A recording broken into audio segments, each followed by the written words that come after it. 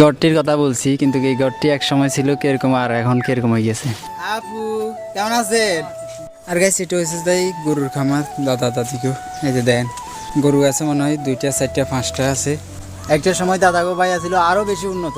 এখানে ছিল কতটি সুপারি গাছ এই জায়গা দিয়ে, আর এই সুপারি গাছ এখন নাই, এখন সব সিরিয়া বিড়া গেছে গা, মানে মরে গেছে সব। কিন্তু একটা সময় এটার গুরুত্বটা সব থেকে বেশি দেওয়া উচিত ছিল যে আমাদের বাড়িগুলো উন্নতি দরকার।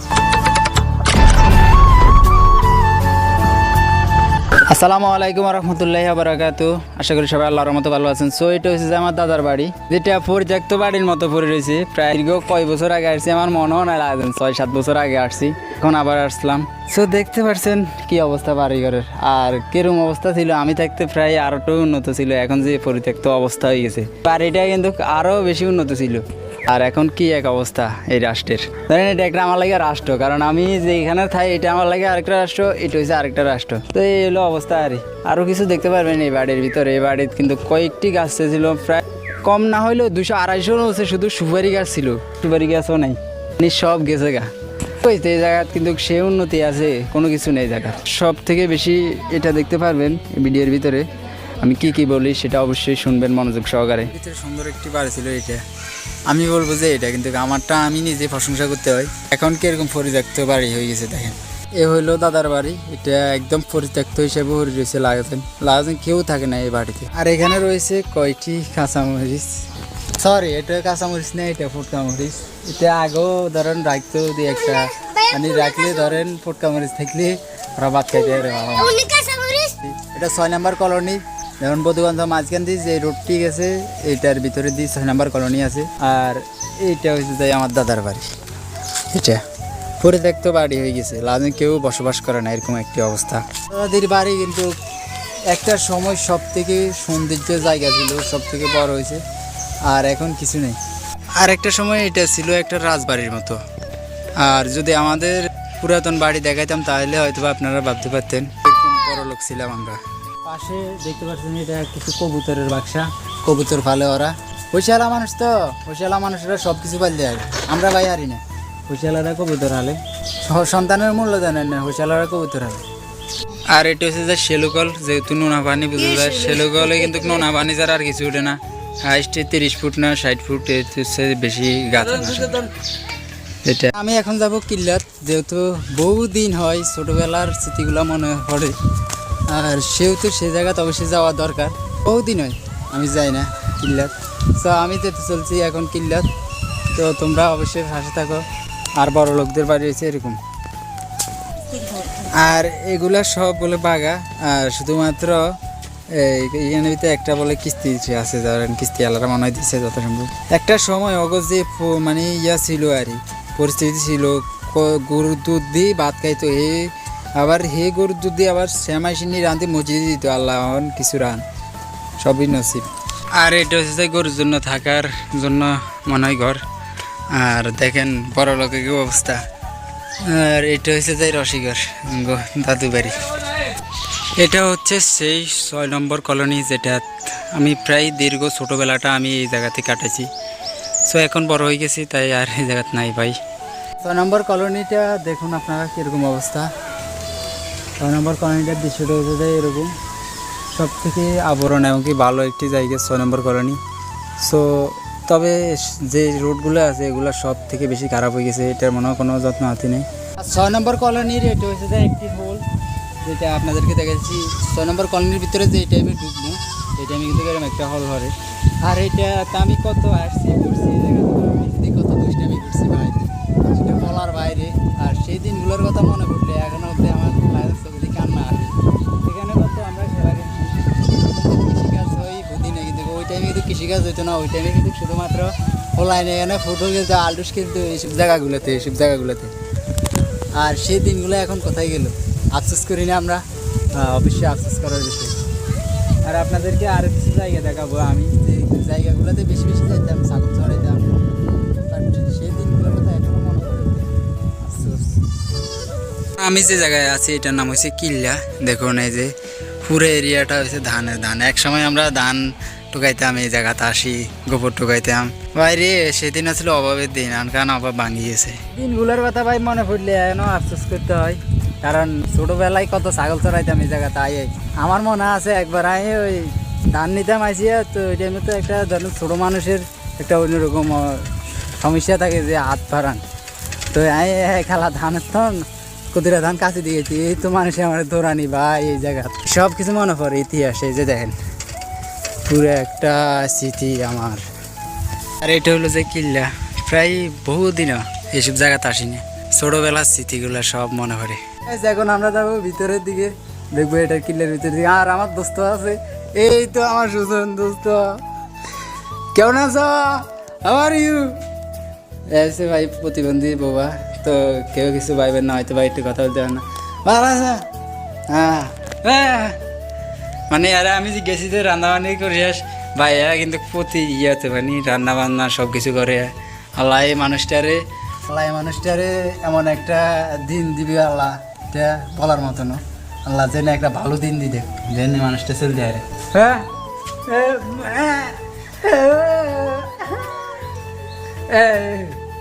দেখ ভালো হয়েছে। এটা হয়েছে যায় সামনে দিয়ে খুব মনে হয়, আর ওটা হয়েছে যায় গরুর ফার্ম। কিল্লার পুরে ইতিহাসটা আমার কিন্তু জানা আছে। এই গাছের কথা আমি ফল খাইছি তা বলার বাইরে। আর এই গাছে তো বেশিরভাগ কামরাঙ্গা। আর আমরা যে টাইমে একটা টাইমে আমরা আইতাম, যে টাইমে আমরা খাইতাম, পেঁপে খাইতাম, আম খাইতাম, ফল খাইতাম।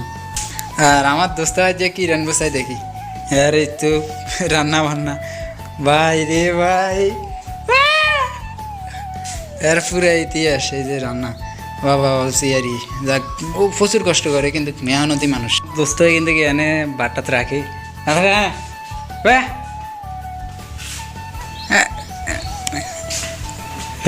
তো না নিয়ে রাখো কেন? হ্যাঁ, আর এনে কিন্তু খেয়ে কিন্তু রান্ধে দেখা একটু প্রতিবন্ধী মানুষ, কিন্তু কথা কইতে পারে না, তবে কিন্তু এনে সব কিছুই রাখে। তবে ভাই মনটা ভাই ভালো, একদমই ভালো একটা মানুষ ক্যারিবুল। আরে ভাই ওর কপালে যে বসছে, আমার কপালে মানে কম করলে আবার বাইতে মারব। এই যে দেখেন আর মানে এরকম। হ্যাঁ, আর তার আবার অবস্থা স্ট্যান্ডার্ড, যে এখানে কিন্তু খেয়ে থাকে, আর এখানে মনে হয় পার্শ্ববর্তী কেউ থাকে। আর হ্যার কিন্তু পুরো ইতিহাসটা অনেকটাই সৌন্দর্যের তো, কিন্তু এর কিন্তু ইয়েটা কিন্তু পুরোপুরি ভালো, অনেকটাই ইতিহাস। ভিডিওর ভিতরে হচ্ছে আমার দুইটা ছোটো ভাই, এটা হচ্ছে ফুফাতো ভাই, এটাও ফুফাতো ভাই, দোনোরা ভাই। আর এরা আইসে আমার সাথে চলে আসে, তোমরা বাড়ি চলে যাও কেন, আমুরও কই দিও যে ভাই আর আইতো না কেন, কই দিও কেন। আর দাদুরে কই যে এত না আর আইতো না চাইছিলে আইব, কিন্তু আপনারা তালা লিখেছেন না আর আইতো না, কই দিও কেন যাও। বাবা জেলার পুরো এরিয়াতে আমরা আগে বসবাস করতাম, থাকতাম, আসতাম। এই যে ভাই একটা মূল বিষয়টা দেখাই, এই যে দেখেন এই তেঁতি গাছ না, এই তেঁতি গাছ আগে আমরা উঠি তেঁতি খাইতাম।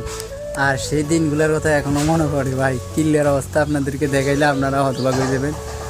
আর এখানে ছিল আগে টিনের ঘর, এখন বর্তমানে যে আকার পরিবেশ করলো, সব থেকে ভালো একটা জায়গা তৈরি করলো। আর আমার দোস্ত এনে মাছ গড়নে কিন্তু খেয়ে কিন্তু প্রভা, কিন্তু তারপর কিন্তু হের একটা হিসাব আছে, আইডিয়ার আছে।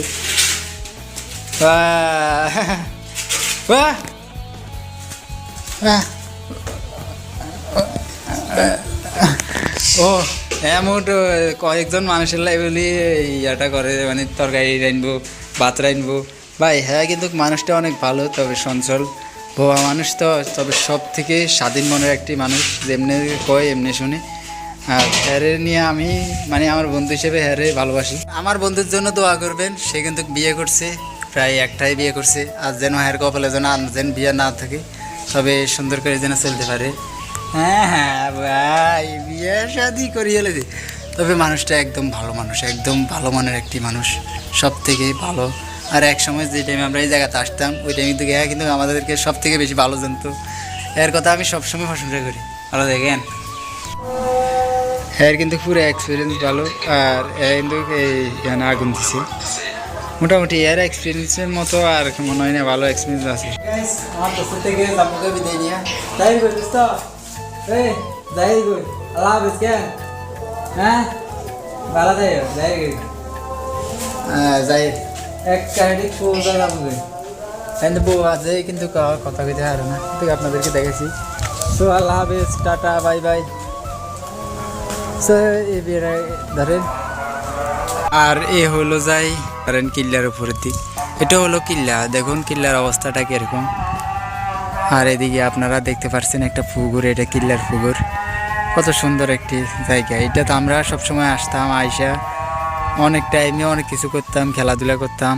আর আমি এখন এখান থেকে চলে যাইতেছি, কারণ যেহেতু অনেক সময় হয়েছে। আর আজকের দিনটা শুধুমাত্র আমার এখানে আসার ব্লগ তৈরি করার জন্য। আর প্রায় অনেকে অনেক কথা বলবে, সো আর দেরি না করে চলে যাই। এখানে কিন্তু কিল্লার পরিবেশটা খুবই ঠান্ডা। আর এই জায়গা কিন্তু আরও কয়েকটি গাছ ছিল, এইদিকে কয়েকটি গাছ ছিল কিন্তু সেই গাছগুলো এখন নাই। সো এটা খুবই খারাপ লাগছে। আর এখান দিয়ে কিন্তু একটা রোড ছিল, এই জায়গা দিয়ে সোজা এদিকে যাওয়ার জন্য একটা রোড ছিল, কিন্তু এখন এই রোডটা নাই। তবে খুবই এটা খারাপ লাগলো, দুঃখজনক।